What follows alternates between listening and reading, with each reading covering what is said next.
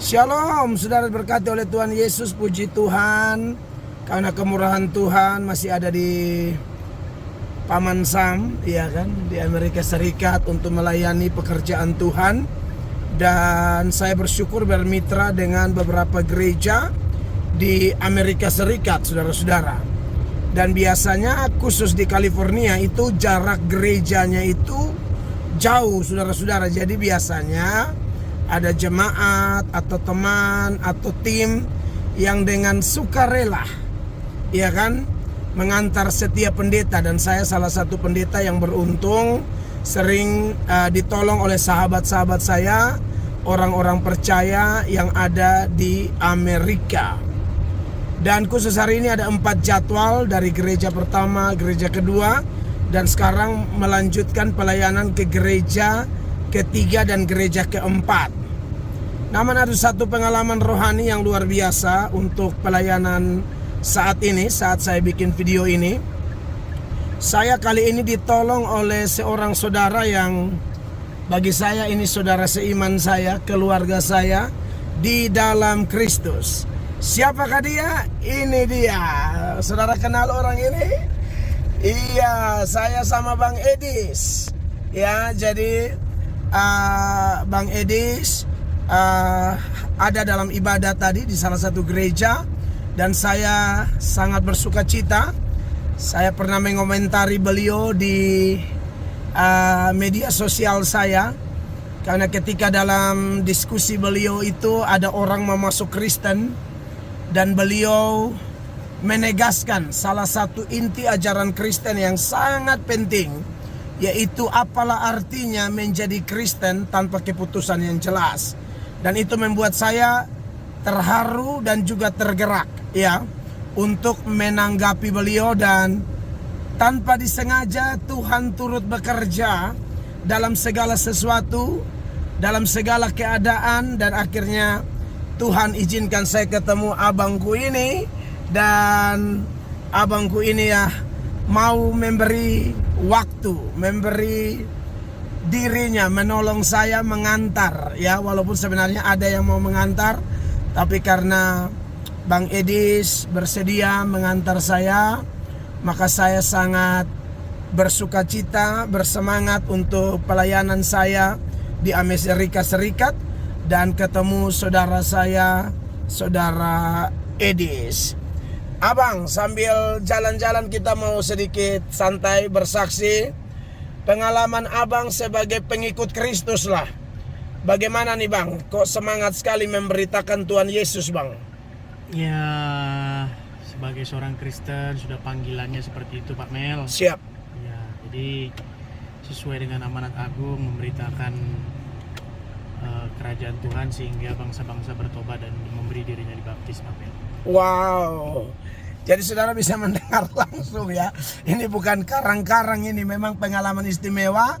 Dan ya saya prinsip saya tetap sama ya. Saya ini juga pernah dapat kesempatan dari Tuhan Yesus melayani orang-orang non-Kristen ya. Bahkan di media sosial saya ada secara transparan, ada beberapa kawan yang dari Muslim, mereka bertobat mau terima Yesus sebagai Tuhan dan Juru Selamat. Lalu seperti yang disampaikan tadi, dan beberapanya memang bertobat karena video-video kita memberitakan firman Allah. Saya percaya semua hamba Tuhan, pendeta, YouTuber, TikTokers, Facebooker, atau siapapun yang tulus memberitakan Injil Kristus, ya, memberitakan Injil Kristus, kita tidak bisa membuat orang bertobat. Tapi Tuhan yang mengizinkan melalui pelayanan kami, ya. Lalu ada orang-orang yang ditangkap oleh Tuhan. Dan seperti yang Bang Edi sampaikan, bahwa kami hanya melakukan amanat agung, ya. Dan puji Tuhan, kalau saya pribadi ya, saya waktu saya tanggapi videonya Bang Edis itu, dan hari ini atas izin Tuhan saya ketemu beliau. Kami ini kan tidak pernah memaksakan orang ya. Agama Kristen itu bukan agama yang memaksakan kehendak, tidak sama sekali. cara Tuhan menangkap Matius saja, Tuhan bilang ikutlah aku. Ya Matius ikut gitu loh. Ya kan? Faktanya bahwa Yesus sendiri ditolak, nabi-nabi ditolak, Paulus ditolak, saya juga ditolak. Bang Edi sendiri juga mungkin akan ada pengalaman ditolak. Ya kan? Tapi itu sudah konsekuensi. Tetapi seberapapun yang kami bisa jangkau, kami dapat dan bisa menerima Yesus sebagai Tuhan, itu anugerah luar biasa. Sorga tidak akan bersuka cita kalau kita semakin kaya. Itu biasa banget. Orang Tuhan pencipta langit dan bumi. Tanya Amerika begini besar, ini siapa penciptanya? Tuhan Yesus Kristus, ya kan? Maksud saya gini loh, kalau kita mainannya omong, waduh kayalah tambah segala macam. Mana ada ayat mengatakan bahwa sorga akan bersuka cita kalau orang Kristen tambah kaya. Saya percaya kok orang Kristen bisa kaya, itu pun belas kasihan Tuhan, anugerah Tuhan, ya, bonus-bonus dari Tuhan, suka-suka Tuhan. Tetapi yang membuat kita baca di Alkitab, yang membuat sorga bersuka cita itu adalah kalau satu orang berdosa bertobat. Ya, saya sebagai seorang hamba Tuhan, saya ketika melayani dan juga melihat dampak pemberitaan Injil yang dilakukan oleh Bang Edis ini, ada banyak orang diselamatkan, ada banyak orang ditangkap oleh Tuhan. Bukankah itu sukacita terbesar? Ya, maka layaklah, ya, kita bukan hamba Tuhan yang gimana ya, kita hanya mengajarkan firman. Saudara memang harus mendukung hamba-hamba Tuhan yang memberitakan Injil dan banyak jiwa diselamatkan. Ya, Bang Edis ini kita sudah tahulah seputaran beliau. Tak usah saya ajar macam-macam, karena beliau punya talenta sendiri. Apa yang beliau punya itu saya tidak punya. Saya tidak mampu.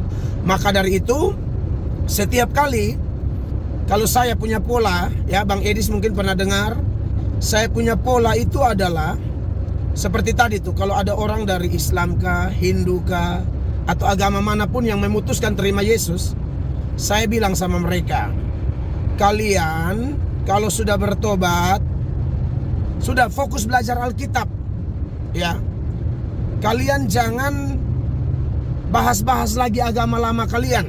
Itu saya, Bang Edis. Saya mengajarkan begitu. Kalau kau dibaptis, belajar Alkitab dulu, karena saya pribadi tidak mau kalau kayak mantan-mantan Kristen itu loh. Mereka harusnya ya, kalau mereka misalnya masuk Islam ya, kalau kayak Yahya Waloni lah, kayak Ahmad Kainama lah, atau Donditan, harusnya fokus belajar Al-Quran. Lu kan sudah tidak suka dengan Alkitab, kan gitu. Ya udah, jangan urus Alkitab gitu loh.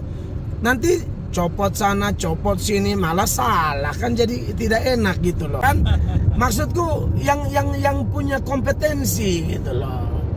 Gitu. Makanya ada orang yang asal copot ayat, jelaskan ayat Alkitab. Aduh, kalau mau tanya kepada yang berkompeten, sehingga kita bisa membuat kesimpulan yang pasti, ya. Jadi Bang Edis, sekali Yesus tetap Yesus ya. Amin. Yesus satu-satunya jalan, Bang, ya. Amin. Oke, kita lanjut pelayanan dulu ya. Nantilah kalau ada kesempatan, ada video-video lain seputaran kesaksian beliau, bagaimana menerima Yesus Kristus sebagai Tuhan dan tetap memberitakan Yesus. Dan di bawah kolong langit ini tidak ada nama lain yang olehnya kita beroleh selamat kecuali Yesus Kristus Tuhan. God bless you all.